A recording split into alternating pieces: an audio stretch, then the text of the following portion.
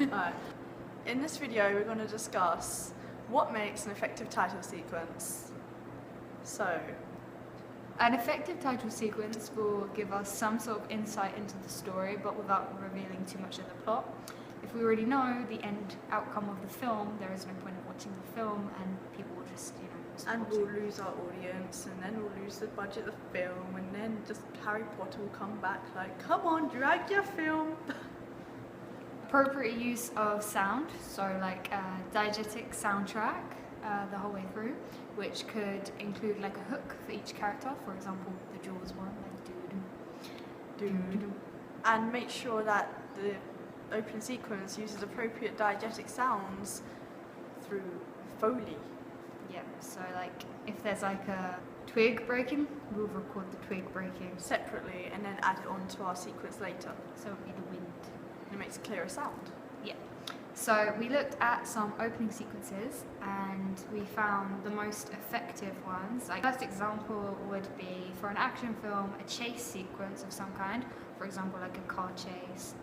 Those look pretty good, and the cuts and edits are really, really quick, fast paced to draw the audience in straight away.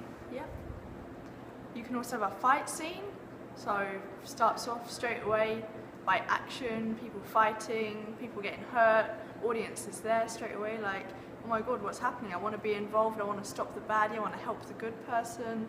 So, Yeah. it's good. That one again is like really fast.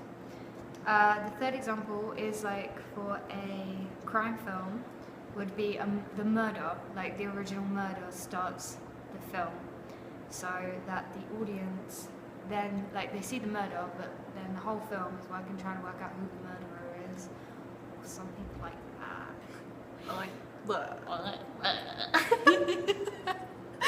Right. Next we have introduction of characters. This is always good because you get to know the character, you get to see how many characters or main characters are part of the film, you get to see what they like maybe, their personality, what they dress like, their social class, stuff like that. Stuff. The next one would be an introduction of setting. So, like if it's like a fantasy film, they might do an introduction of, say, the setting before you actually meet any of the characters, so that you get to learn about this new setting, understand it and stuff. Which is normally lots of long shots with like lots of pans of the arrow. Animated sequences. For example, we have James Bond. It gives away little hints, but doesn't actually reveal the plot line. Loads of cards and stuff, which links into what actually happens in the film. It has the graveyards. We're talking about the... It shows characters in silhouette form. Sorry to keep you It's fine. A animated sequence would be a kind of journey. For example, the opening sequence called Life of a Bullet is like the progression from a bullet being created to actually being fired. Another example would be like Charlie and the Chocolate Factory, of the chocolate bar being made to be shipped out. Shows the progression of like a main element or idea in the film.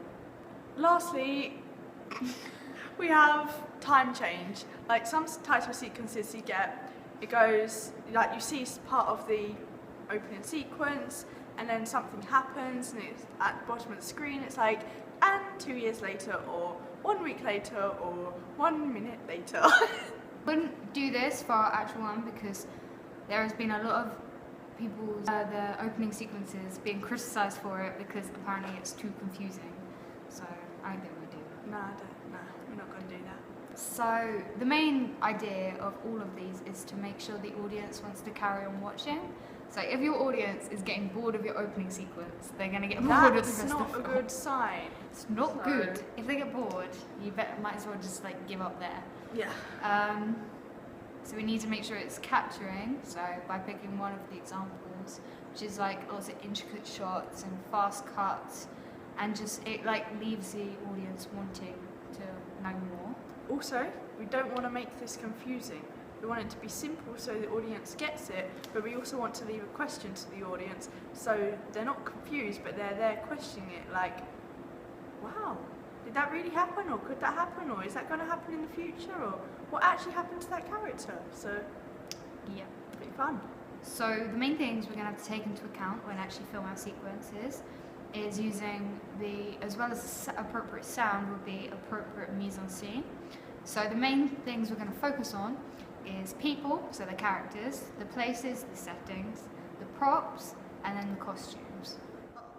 And lastly, to make sure the genre is clear, if you're watching a horror movie and you think it's a romantic comedy, then you've definitely done something wrong in making your title sequence. Yes. Yes. So now we're going to edit this. It's going to be awkward.